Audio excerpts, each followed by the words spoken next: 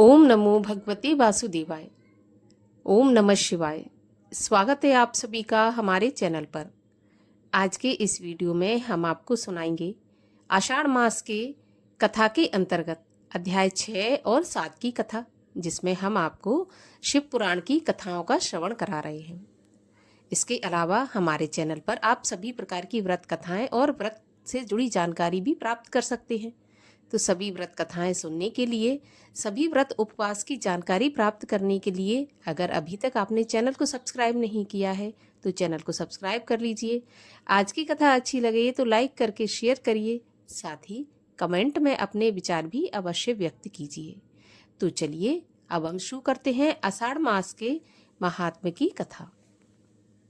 ब्रह्मा जी ने कहा, नारद, मेरे और भगवान श्री विष्णु के इस शब्द युद्ध को देखकर भगवान शिव प्रकट हो गए, लेकिन वह प्रकट हुए तेज पुंज के रूप में।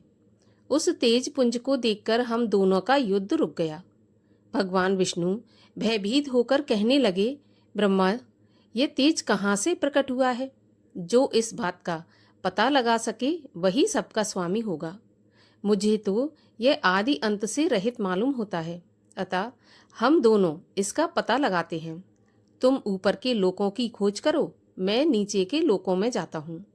भगवान श्री विष्णु की ऐसी बातें सुनकर मैं अहंकार भरकर उनके कहने के अनुसार पता लगाने के लिए चल पड़ा। लेकिन यह एक मानी हुई बात है कि जो काम अहंकार के साथ किया जाता है वह कभी नहीं होता, बल्कि सुख तथा शांति को भी नष्ट कर देता है। रावण और वाणासुर इत्यादि अहंकार के कारण ही तो नष्ट हुए हैं। बस अहंकार त्यागे बिना कोई भी काम पूरा नहीं हो सकता। भगवान श्री विष्णु श्वेत शूकर का रूप धारण करके पाताल लोक की ओर चले गए। उसी दिन से संसार में श्वेत शूकर प्रसिद्ध हुए। मेरे और भगवान विष्णु के इस चरित्र का जो भी मनुष्य प्रातःकाल ध्यान करता है वह इस लोक में बड़े सुख और ऐश्वर्य को प्राप्त करता है। मैं और भगवान विष्णु दिव्य 1000 वर्ष तक उस ज्योति पुंज का आदि और अंत खोजते रहे, परंतु पार नहीं पा सके और हम दोनों वापस लौट आए, किंतु जिस स्थान से चले थे उसको भी नहीं पा सके। उस स्थान को खोजने में ही हमको दिव्य सहस्त्र वर्ष ही लग गए। तब मैंने सोचा कि मुझको उत्पन्न करने वाला कोई और ही शक्तिमान पुरुष है। यह विचार उठते ही हम उस ज्योति पुंज के पास आ गए और मूर्खता के कारण उत्पन्न हुई शत्रुता का त्याग कर दिया।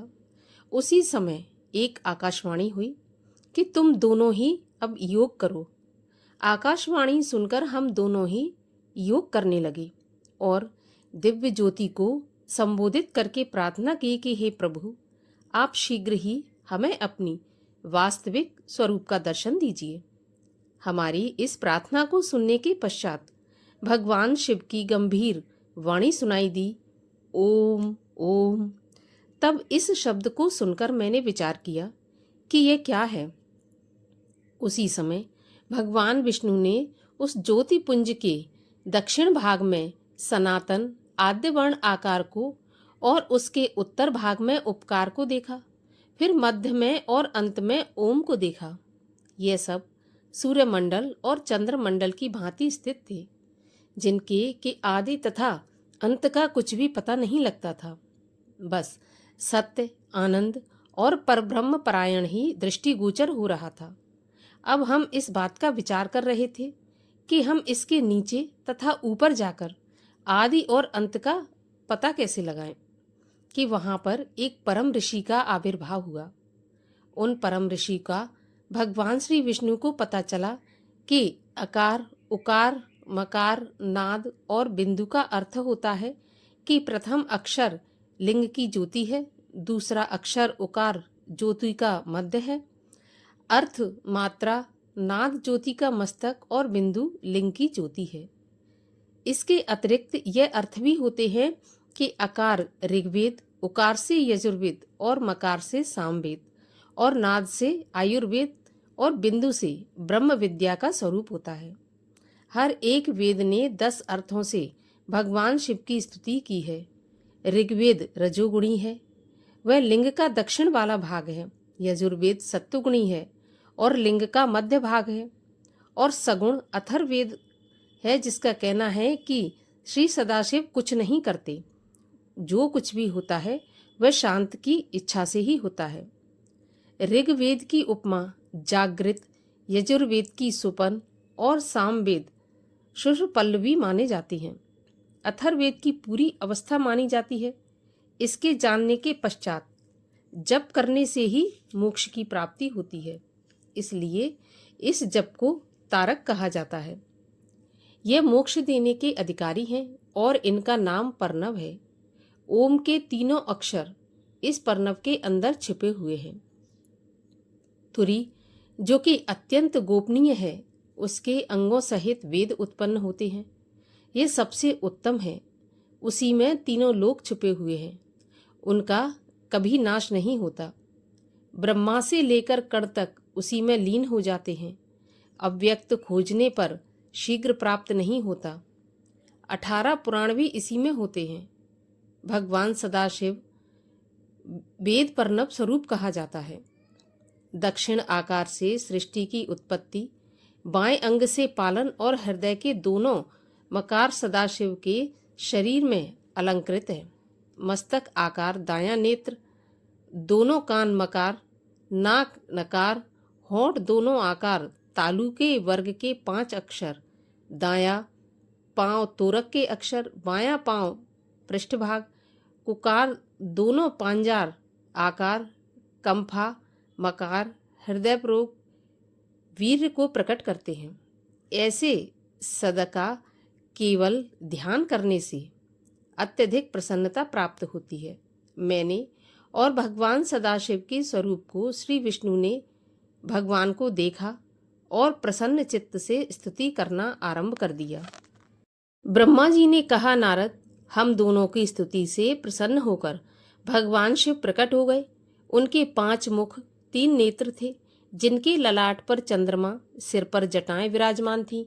गौरवर्ण नेत्र, सर्वांग भस्म लपेटे, उस भुजा वाले नीलकंठ भूषणों से विभूषित सुंदर मस्तक पर भस्म त्रिपुंड लगाए हुए थे। उन करुणाकार महेश के वाम अंग में सुंदर भूषणों से भूषित शक्ति शिवा विराजमान थी। भगवान सदाशिव के इस सुंदर स्वरूप को देखकर हम दोनों गदगद हो गए। हमारे नेत्रों से अनायास ही प्रेम के आंसू बहने लगे। हम प्रेम में इस तरह खो गए कि हम दोनों ने काफी देर तक कुछ बोला ही नहीं, परंतु शीघ्र ही हमने अपने आप को संभाला और भगवान शिव से निवेदन किया कि भगवान, हम लोगों में मूर्खता के कारण जो शत्रुता उत्पन्न हो गई है वह हमारे लिए कल्याणकारी ही प्रमाणित हुई है, क्योंकि उसके कारण हमें आपके दर्शन हुए। प्रभु, इस समय हमारी प्रसन्नता की कोई सीमा नहीं है। भगवान शिव की स्तुति करते हुए हम दोनों अहंकार के भाव तथा अहंकार से रहित हो गए और दोनों ने ही भगवान सदाशिव को अपना स्वामी माना और प्रसन्न चित्त से स्तुति करते हुए उनके चरणों में नतमस्तक हो गए। यहाँ पर आषाढ़ मास के अध्याय 6 और 7 की कथा का समापन होता है, जिसमें हम आपको शिव पुराण की कथाएं सुना रहे हैं। अगले अध्यायों की कथा सुनने के लिए चैनल को सब्सक्राइब अवश्य कर लीजिए और आज की कथा अच्छी लगी हो तो प्लीज़ एक लाइक तो ज़रूर ही कर दीजिए।